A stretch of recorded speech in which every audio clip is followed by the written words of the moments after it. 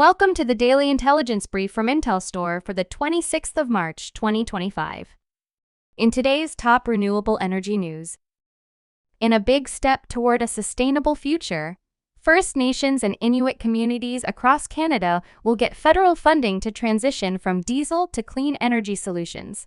The federal government has announced $11 million for projects in 15 Indigenous communities. The initiative, under the Clean Energy for Rural and Remote Communities program, aims to improve energy security and economic development while reducing diesel reliance.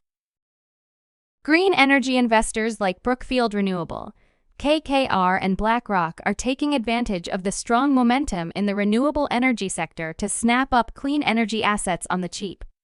The broad retreat by oil majors from renewables projects has left clean energy markets less crowded and more attractive. Trump's pledge to rescind any unspent funds under the IRA continues to instill fear among renewable energy investors. This has opened the door to investors who are looking for long-term portfolio expansion in the face of high interest rates, which slow down new build projects. Clean energy projects tend to be highly sensitive to interest rates because they require developers to borrow lots of capital upfront to build projects.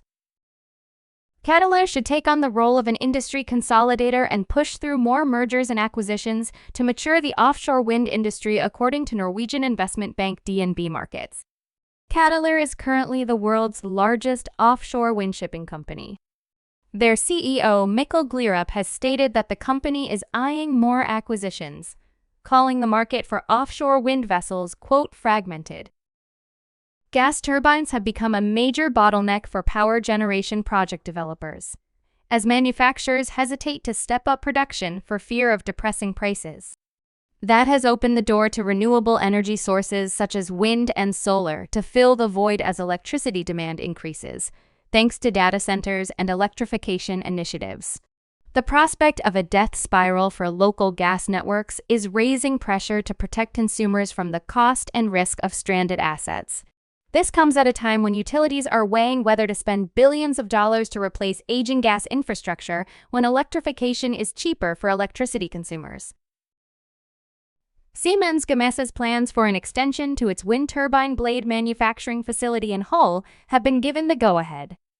The company submitted a planning application to Hull City Council last year for a new building on Alexandra Dock at the Port of Hull. The plans cover the construction of a 61,000 square foot building adjacent to its existing offshore wind facility. The new multi-purpose building would expand Siemens Gamesa's existing wind turbine blade manufacturing facilities.